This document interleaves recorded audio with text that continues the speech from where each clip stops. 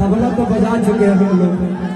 हम 1.5 किलोमीटर भागते हुए आए हैं। सोचिए कि जिसका कार्यक्रम है उसको इतना स्ट्रगल करना पड़ा यहाँ आने के लिए। डॉक्टर साहब ये हमारे दिन कहियो न भूलो।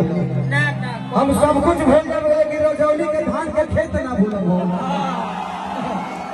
जवना धान के खेत में हम 2 बार मुँह पुड़िए के लिए है तो हमारे दरोगा साहब रानी है कि डंडा कोई लोग के लेकर आनी है। वहाँ के ना रहती तो काज हो जाए दादा होगा। आगे जी कैसे जी ये बहुत अच्छे कलाकार है, रंजीत नाम है और इनका बहुत 2-3 गाने बहुत ही किए हुए हैं। अभी पटना से चला था दवैया।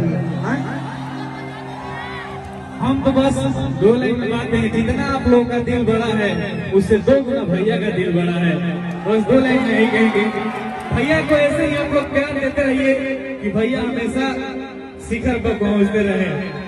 और आप लोग गाना जिसको हम गाना को आप लोग प्यार दिए हैं भैया बोल ही दिए, इससे बड़ी कलाकार के लिए क्या बात है।